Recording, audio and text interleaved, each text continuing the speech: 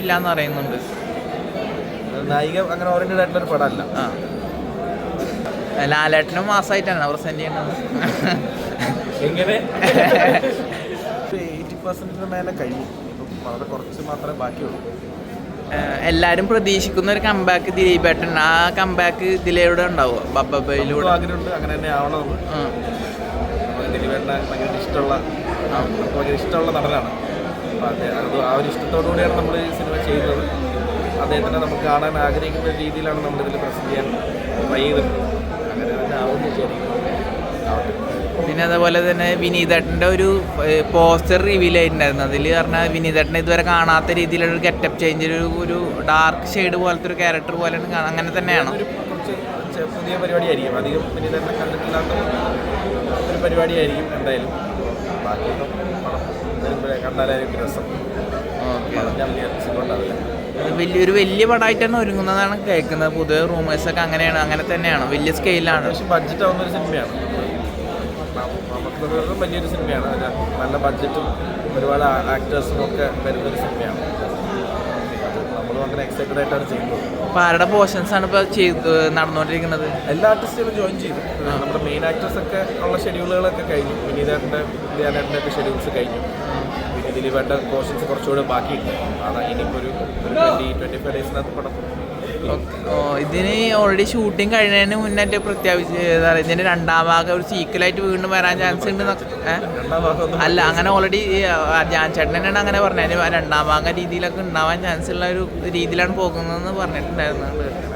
അങ്ങനെ പറയാറായിട്ടില്ല. അപ്പോൾ ഒന്നാം ഭാഗം നന്നായി വരട്ടെ എന്നാണ് നമുക്ക് ആദ്യം ഇതൊന്നും ഇറങ്ങിയിട്ടുള്ള റെസ്പോൺസ്. അതനുസരിച്ച് പിന്നെ ആലോചിക്കാവുന്നതാണ്. ഇപ്പോൾ നമുക്ക് അങ്ങനെയുള്ള പ്ലാനുകളൊന്നും നിലവിലില്ല. രണ്ടാം ഭാഗത്തിൻ്റെ പ്ലാനൊന്നും ഇല്ല. ഓക്കെ. അതേപോലെ തന്നെ ഇതിൽ നായികമാരില്ലാന്ന് പറയുന്നുണ്ട്. നായിക അങ്ങനെ ഓറിയന്റഡ് ആയിട്ടുള്ളൊരു പടമല്ല. ഫുൾ എക്സ്പെരിമെന്റലായിട്ടാണ് ചെയ്യാൻ ഉദ്ദേശിക്കുന്നത് മൊത്തത്തിൽ. നമ്മളൊരു പുതിയ പരിപാടി ട്രൈ ചെയ്യുന്നുണ്ട്. ഒരു മാഡ് മീറ്ററുള്ള ഒരു സിനിമയാണ്.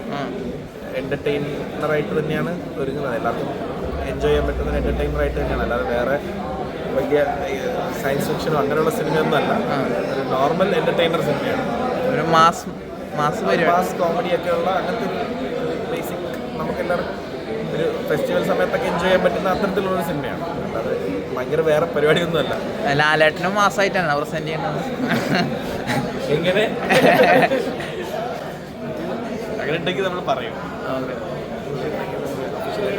ഇതിന്റെ ത്രെഡ് ആരുടെ ആയിരുന്നു?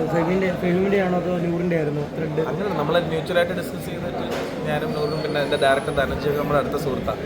നമ്മൾ മ്യൂച്വലി ഇങ്ങനെ ഡിസ്കഷനിലൊക്കെ വന്ന ഒരു കഥയും പരിപാടിയൊക്കെയാണ്. കുറച്ച് നാളെടുത്ത് ഒരു വർഷത്തിനോളം എടുത്തിട്ട് സ്ക്രീനിലാക്കി എടുത്താണ്. വേറെ എന്തെങ്കിലും പ്ലാൻ ചെയ്യുന്നുണ്ടോ ഇതിന് ശേഷം? വേറെ ഏതെങ്കിലും പ്ലാൻ ചെയ്യുന്നുണ്ടോ? പടം എന്താ പറയാറുള്ള സ്റ്റേജിലായിട്ടില്ല. എൻ്റെ പരിപാടികളൊക്കെ നടക്കുന്നുണ്ട്.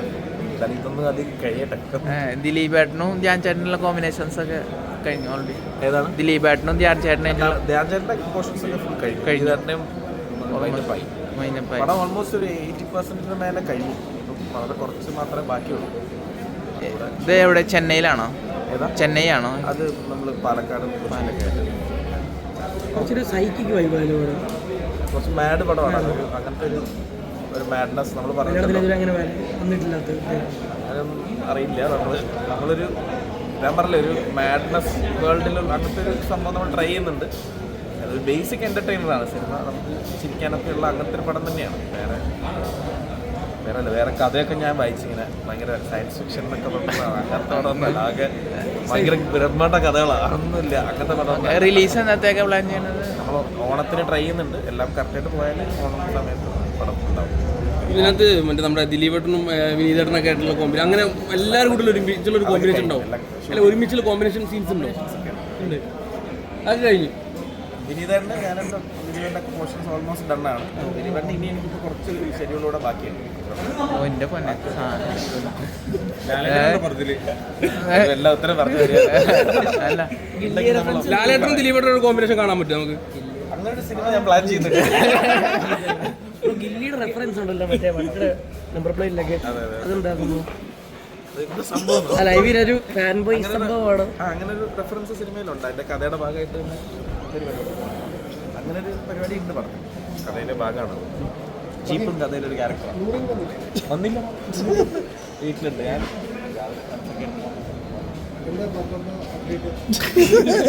101 ആള് ഷെഡ്യൂളോടെ ഉണ്ട്.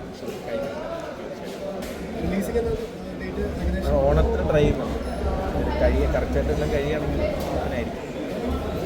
ദിലീപേട്ടൻ വിജയ ഫാനായിട്ടാണ് ഇവിടുത്തെ വരുന്നത്. അല്ല ഇനി വിനീതേട്ടന് ഓൾറെഡി പോസ്റ്ററൊക്കെ ഒരു പോസ്റ്റർ വിട്ടിഞ്ഞ് ധ്യാൻ ചേട്ടന്റെ പോസ്റ്ററൊക്കെ പോസ്റ്റർ ഉണ്ട്. ധ്യാനേട്ടൻ ഇമ്പോർട്ടൻറ്റ് ക്യാരക്ടറാണ്. ദിലീപേട്ടന് ധ്യാൻ ചേട്ടന് ഒക്കെയാണ് നയിക്കുന്നത് സിനിമ. കഥ ചോദിക്കണ്ടല്ലോ, നിങ്ങൾ ഇവരെ വിളിച്ചോണ്ടിട്ട് കഥ പറഞ്ഞു കൊടുക്കുക. കഥയാണോ? എല്ലാവരും 3 പേരും നല്ല ഇമ്പോർട്ടൻറ്റ് ക്യാരക്ടേഴ്സാണ്. ഇത് വേറെ യൂണിവേഴ്സ് പരിപാടിയാണോ? അങ്ങനെ വെച്ചാൽ നമ്മുടെ സാധാ അല്ലാതെ ഒരു ബ്രാൻഡ് ആ ഒരു ടീമിൻ്റെ അങ്ങനത്തെ ഒരു പൈപ്പാണോ? പറഞ്ഞാൽ ഇതിൻ്റെ ഒരു പരിപാടി പോകും. നമുക്ക് കാണുന്നതായിരിക്കും രസം. കാണുന്നൊരു